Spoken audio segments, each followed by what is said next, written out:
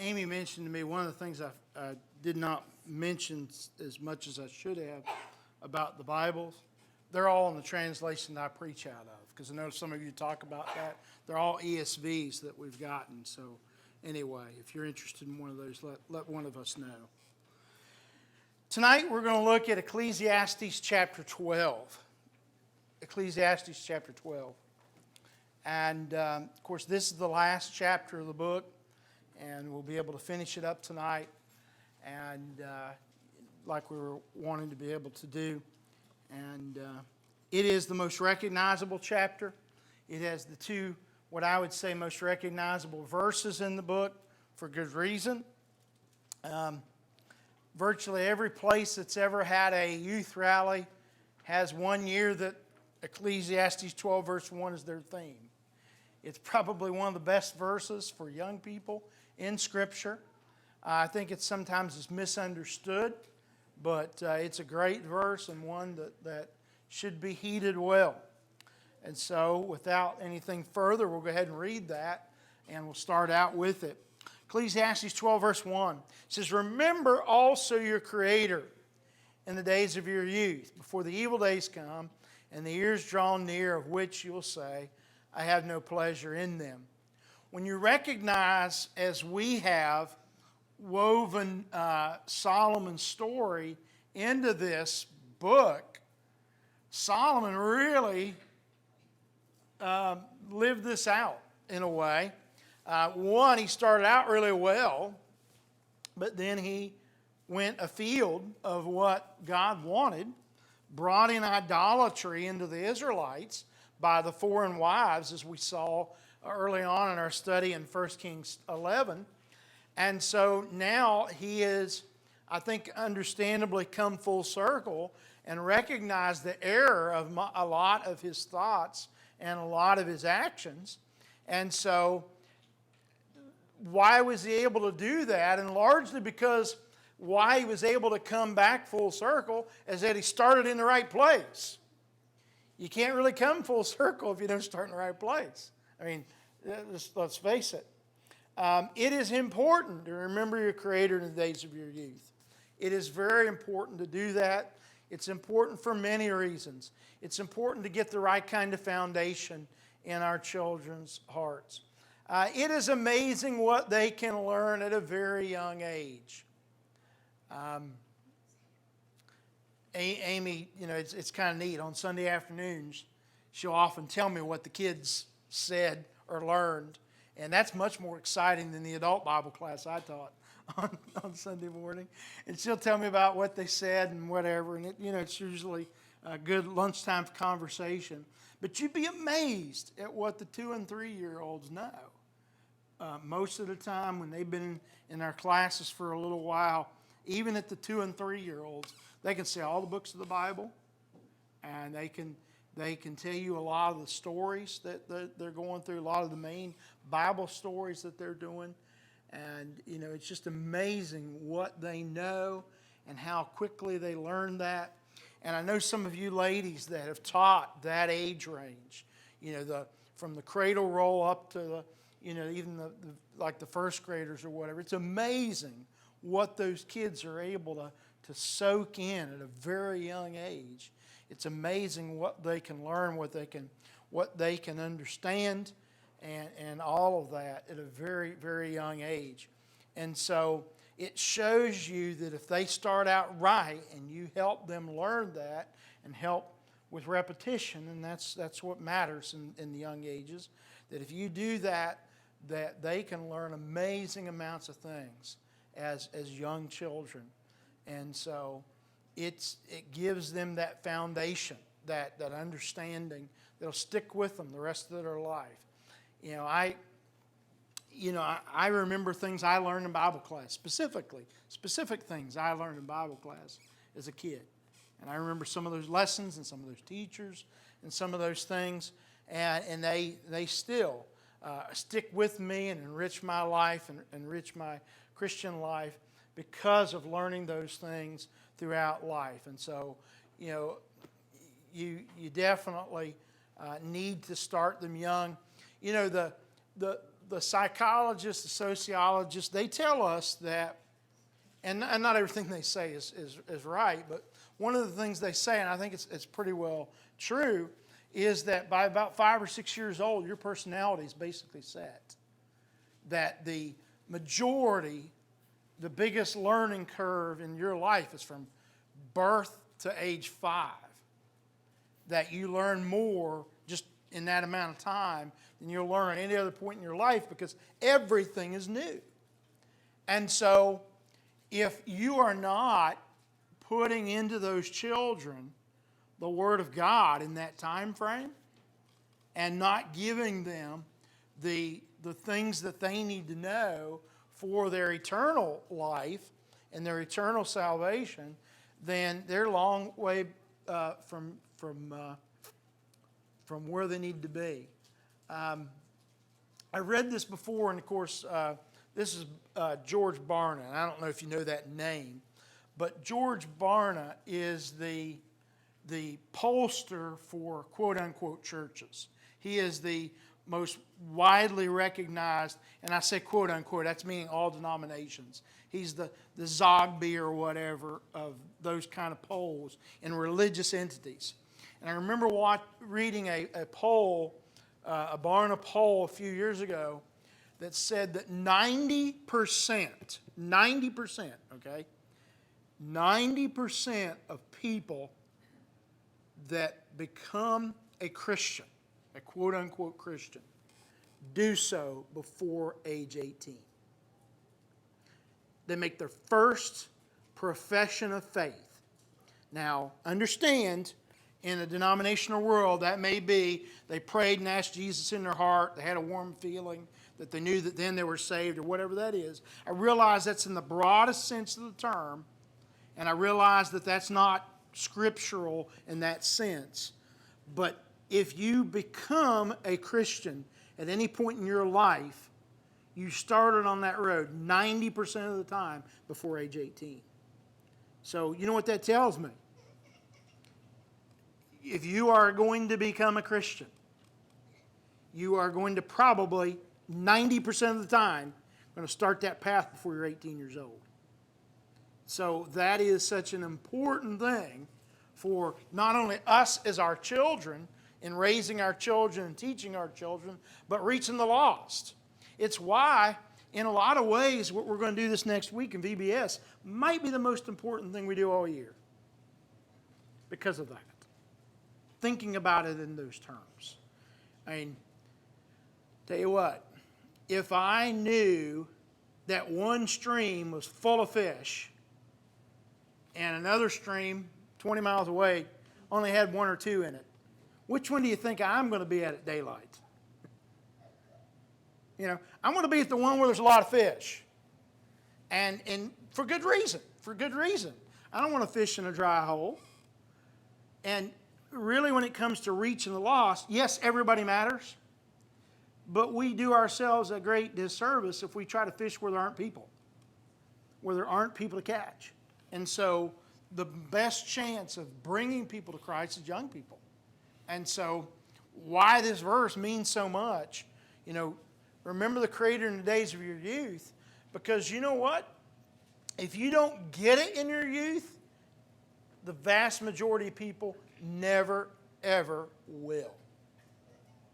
And so with that in mind, you know, once people get into adulthood and get set in their ways and they do their thing, and if they don't have any religious upbringing, any religious background, they don't usually find it in adulthood. And so it is important for us to realize that, and it's why it is so important that we try to do everything we can to teach our children young, teach our children well, and teach them young, because this world is hard enough to live in without the moral foundation, the doctrinal, the truth foundation that we try to give them from God's Word. Because without that, the chances get very slim that they will ever come to the Lord. So we need to recognize that. Also, we raise a child with that good foundation, and then hopefully they'll come along and they'll realize that that the things of the world, they're not the things that they want to pursue and not want to be after and not chase after. And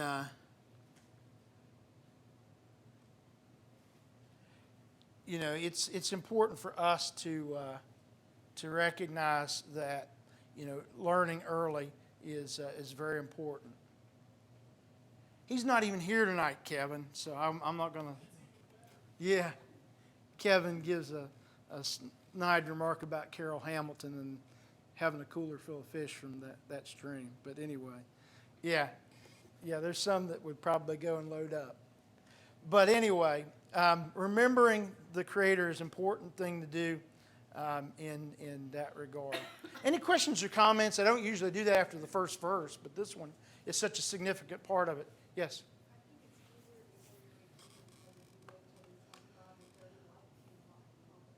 Oh, it does. Right.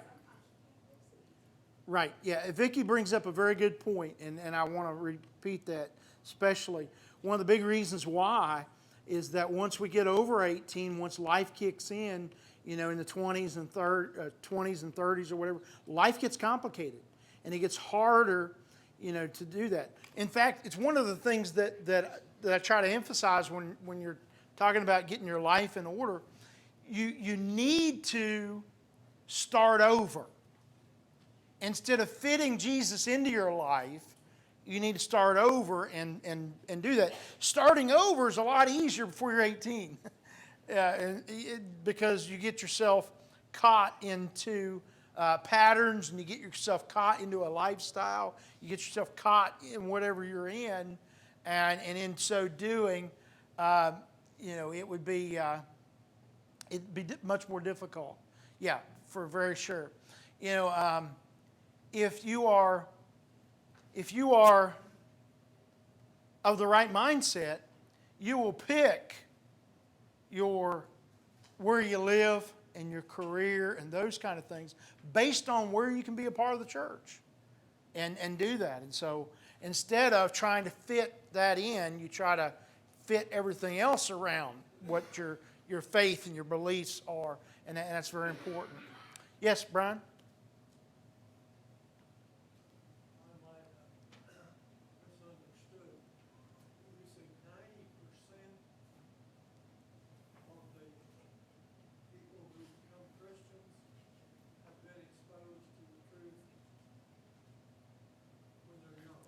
Well, yeah, and right now, and make sure you understand. I'm not necessarily saying exposed to the truth, as in because this pollster that did this, he's thinking about Christianity in the broadest sense. He's including every denomination. He's including he's including everybody that claims to be a Christian. Okay, and so he's including that. Confessions of faith that we would not call confessions of faith. But the salient point about it is this, that 90% of the people that ever make any claim of faith make their first claim of faith before 18.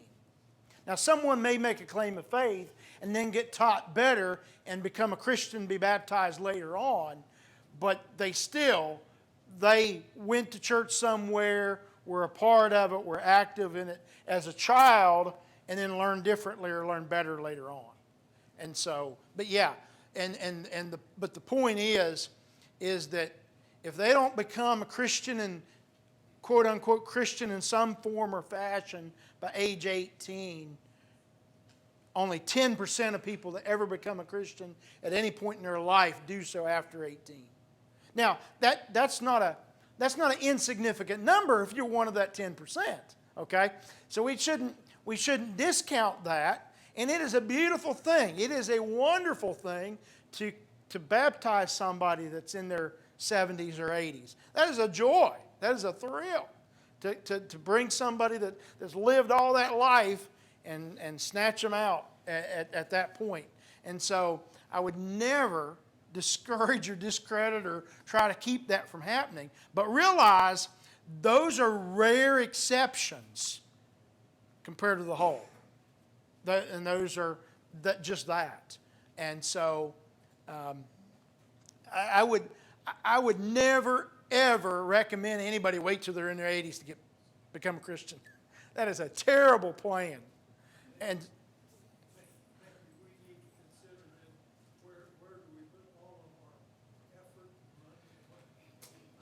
well, yeah, I mean, that's part of what that is, that we should put a lot of our focus in that under 18 crowd, because, like my illustration, you're going to fish the most in the stream that is going to produce the most. You're going to focus on the place. Michael was in Scouts with a young man who was one of triplets. He had two sisters, and his dad was a highway patrolman. And so I talked to him. I said, Don, I said, why is it all you guys always sit at that spot right there at the county line where it's long and straight down over there? And I said, because that's the hardest place there is to keep it under the speed limit. And he smiled and he said, you fish where the most fish are, don't you? And I said, well, yeah, I guess you're right. He said, that's where we get the most opportunities. He said, now, trust you, we're watching for tractor trailers more than anything, because we don't want them flying down the road. But if you come flying by there and you pop that radar, we're going to pull you over. And so that stuck with me. He said, you're going to fish where the most fish are. And that's true, because it was one of those things where it comes around a turn and it's a long straight stretch. And it's really hard to keep it, because that's in the mountains of North Carolina, and it's very mountainous there. It's kind of like the West Virginia Turnpike, and it's real mountainous and windy, but that long straight stretch. And I think the interstate's still only 60 miles an hour through there, but that you can go 80 and feel like you're sitting still going down that thing. But anyway, it's an easy way for them to pull people over, because.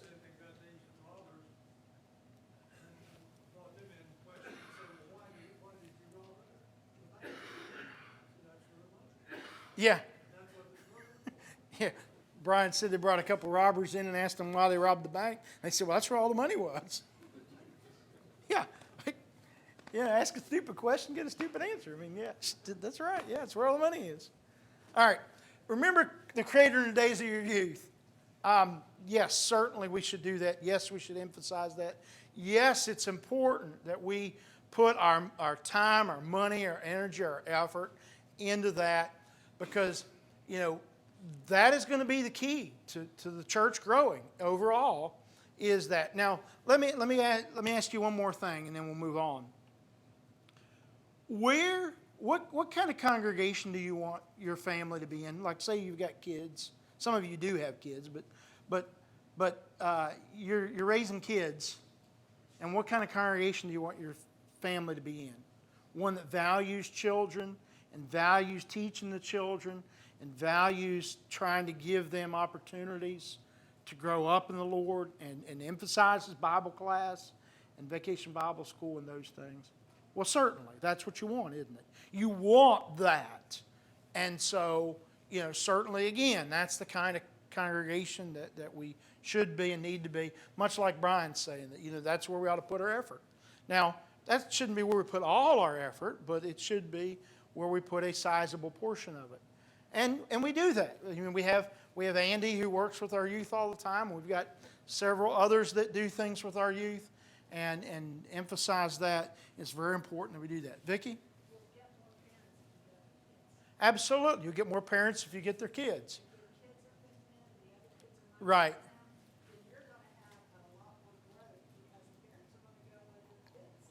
Yeah, absolutely. And that's why I do my sermon about once a year. And you've heard me do this. About once a year, every couple of years, I talk just straight to the kids. And I say, you are very important in this congregation, because the growth of this congregation is dependent a lot on the children and the families. And in particular, if if there's new kids in Bible class and you don't treat them well and you act like a brat, they're not likely to come back. But if you are friendly to them, you share with them, you talk with them, you play with them, and they feel welcomed, then that family's likely to come back. Unless they're here on vacation, but hey, but they're likely to come back if that, you treat them nice whether they're from here or not. But if you do that, it can make a huge impact. And so the children we have running around this building, if they are well behaved and they are opening and welcoming and friendly and share and are doing what they should, well, that's going to attract other people that want to raise their kids that way. And that's why these children, not only are they the church of tomorrow, they're a very important part of the church today for that reason. Because, they're going to want to be a part of that. So it's why this verse is so important and why it's so significant that we emphasize remembering the Creator when we're young, and we emphasize that to our children and try to raise our children that way so that they'll grow up and love the Lord all the days of their life. I can't say every, but I can't think of one I didn't. But almost every time when I lead a prayer before class, like on Sunday morning, I pray that the children grow up to love the Lord all the days of their life. Because that's what we need. We need the children that grow up and love the Lord and serve the Lord all the days of their life. If I could wish one thing for our kids, it would be that they would grow up and be faithful. And if we can get that, and we get as many of them as possible to do that, then that's what we need to do. So and we just discussed for how many minutes went by? About 20. In 20 minutes we've discussed why we think we should remember the Lord in our youth. But what's the author of this verse say? Why we should? Before the evil days come. For the what? Evil days. Mine says before the difficult days come. Okay, what's your translation? It's a New King James. New King James? Okay. I think that the old King James says evil days, doesn't it? Yeah, the old King James does too. Yeah. Exactly. Because Yeah. everything gets more difficult Oh, it as does. you get older. Absolutely. And you made mention too, by that time, you're already seated, your character has already been formed. Mm-hmm. A lot of your ideas are solid, and it's hard to turn that around. Absolutely. So, Yeah, it absolutely is. But we're also instructed to just plant and plant and plant and plant. Absolutely, yeah. God will give the increase. That's right. Yeah, we definitely need to be about planning. We need to be about teaching. We need to be about helping. And like I say, we absolutely do not give up on people at any age. But realize you generally have a lot more opportunity and fluidity with those that are younger. It's just the way it is. And so it's that way. I don't think Solomon would have come to the conclusions he would have had he not had the beginning he had. And so that's what's so important. Okay, we need to move along. We can't get all the chapters done well and then mess up on the last night. Verse 2, before the sun and the light and the moon and the stars are darkened, and the clouds return after the rain, in the day when the keepers of the house tremble, and the strong men are bent, the grinders cease because they are few, those who look through the windows are dimmed, and the doors of the street are shut, when the sound of the grinding is low, and one rises up at the sound of the bird, and all the daughters of song are brought low. They are afraid also of what is high, and terrors are in the way. The almond tree blossoms, the grasshopper drags itself along, and desire fails, because man is going to his eternal home, and the mourners go about the streets. Before the silver cord is snapped, or the golden bowl is broken, or the pitcher is shattered at the fountain, or the wheel broken at the cistern, and the dust returns to the earth as it was, and the spirit returns to God who gave it. Vanity of vanities, says the preacher, all is vanity. He describes a couple different things, one of them being actually about three different things, and they're all to fit together.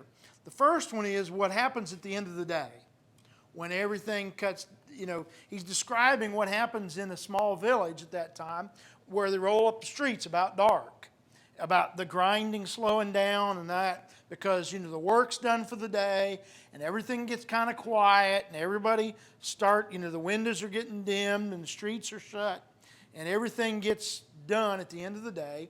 And then he describes what happens at the end of the summer when the grasshopper drags along and the almond blossoms are, the almond blossoms are gone and desire falls, kind of how it ends up at the end.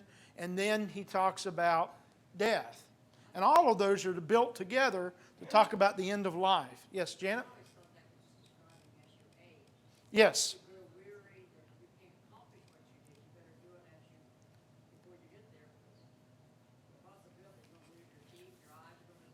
Mm-hmm. Right. Yeah, Janet brings up the point that, that's very much the way it is toward the end of life, and that's exactly right.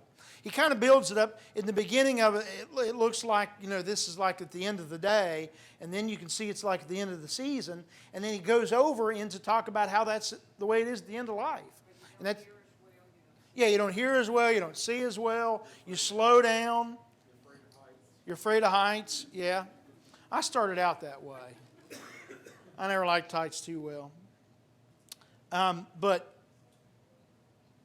And so anyway, all of these things kind of happen, but yet they take place there, and he describes in some vivid illustration what takes place. The silver cord is snapped, the golden bowl broken, the pitcher shattered, the wheel broken at the cistern, and then he says, before the dust returns to the earth as it was, and the spirit returns to God who gave it. I've heard this read many times at funerals. And, it's certainly an important thing to think about how that happens. That's certainly how it ends for most of us, or many of us, that live a long life, that we just kind of go away and we eventually end up dying, and the spirit returns to God. And he says of this, like he has at all other things, that vanity of vanity, says the preacher, all is vanity. That all of these things happen, they come to an end, and it brings everything to an end, and it's all, insignificant in the sense that it goes on. It just, right, it's not vain if you live a good life, but it's vanity in the sense that it is, it's happened, it's short-lived, it's through. But you're right, it's not in vain. It is as he calls it, vanity. So recognizing that will happen to all of us, that coming on the heels of what we just saw in verse 1, that we remember the Creator in the days of our youth, because the other days are coming along later. And we need to do what we should in the front end in order to do that. A lot of people get it backwards. They'll say, well, I'll live the way I want to live and sow my wild oats, and then I'll come to the Lord. But what he says is, you start out right so that you'll live the life right and end up that way. You don't do all your living because you serve the Lord when you're young, because someday you're not going to be able to do the things you might want to do. Right, you physically won't be able to sow those oats. Yeah, you won't physically be able to do those things. Yeah. Also, later on in years, you're not able to serve the Lord. You're limited to how much service you can. Right. You can give the Lord, as compared to what you can when you're Right. and have more energy and everything. It changes what you can do and can't do a lot of times. And so, it's important that... You don't start till late. Right. You don't have a chance to serve Him Right. the way it should be. Right. That's exactly right. Okay, verses 9 through 12. We've got to get through this here. 9 through 12 says, besides being wise, the preacher also taught the people knowledge, weighing and studying, and arranging many proverbs with great care. The preacher sought to find words of delight, and uprightly he wrote words of truth. The words of the wise are like goads, and like nails fixed firmly at the collecting sayings, that they are given by one shepherd. My son, beware of anything beyond these, of making many books. There is no end, and much study is wearisome to the flesh, or wearisome of the flesh. This young lady is very good friends of my daughter. She would put that on Facebook a lot of times. About the time finals came with college, that about much study is wearisome to the flesh.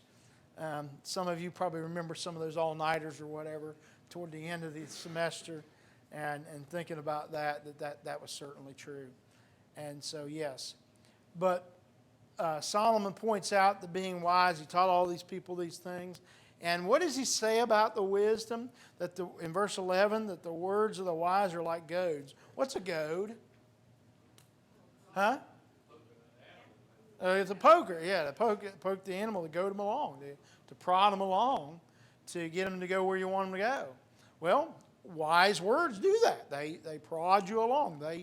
The words stand on their own merit, and therefore they judge you and straighten you out, turn you to where you need to go. And so it's important that we do that. A lot of study is wearisome to the flesh, as he said, and I already made a comment about that. But verse 13, most important verse in the book. The end of the matter, all has been heard. Fear God and keep his commandments, for this is the whole duty of man. Then he says, for God will bring every deed into judgment with every secret thing, whether good or evil. Those two verses ought to stick with us. That God's going to judge everything. God's going to bring everything into judgment. And we need to make sure that we know that fearing God and keeping his commandments, that is the whole of man. If you've got a King James, one of the things about the King James is you notice the word duty is there, but it's in italics. Do you notice that? And when it does that, it means the word duty is not in the original text.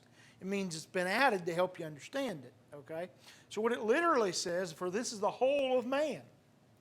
The whole of man is to fear God and keep his commandments. Now, being whole duty of man, I think helps us understand what it's saying, but it literally means the whole of man is fearing God and keeping his commandments. Is it important for young people to have a goal in life? Absolutely. You're not likely to hit what you're going to hit what you're aiming at. Absolutely.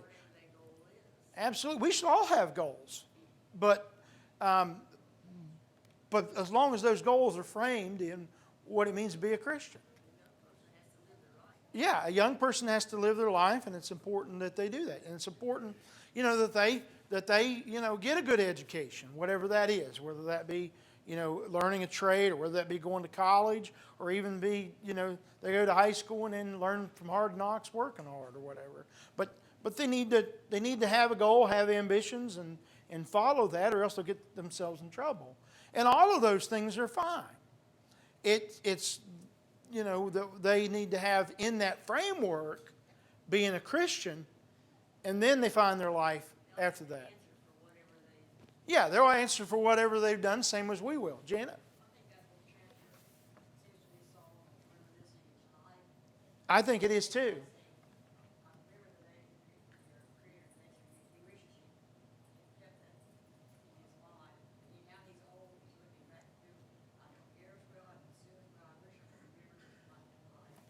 Yeah. Yeah, Janet brings out a very good point. She says that this looks like a reminiscing of Solomon's life, and I think it is. I think it's very much that. I think the whole book is that, really.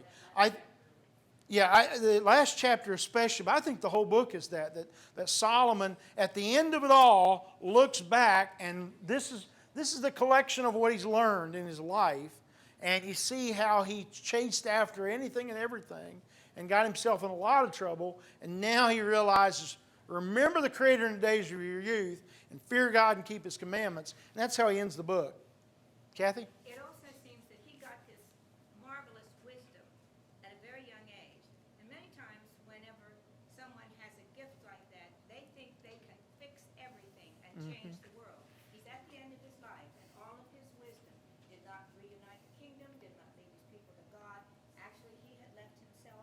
So he is seeing that man's wisdom, even given by God, cannot solve problems. The only one who can is God.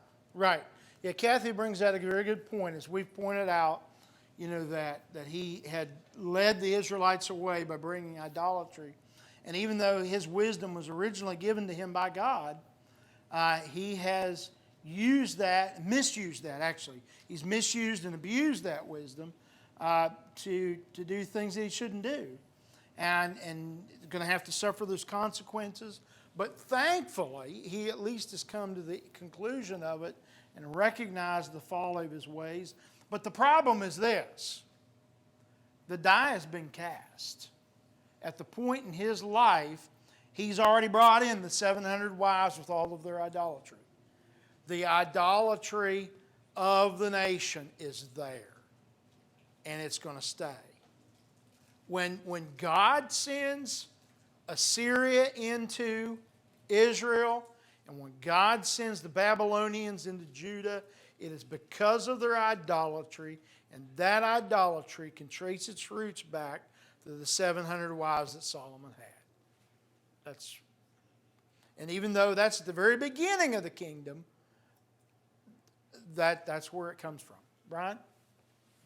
I just remind all of us adults, not only, but also the children, that we should all have short-term goals and long-term goals. And they're always adjustable, but if you don't have a goal, then you're already there.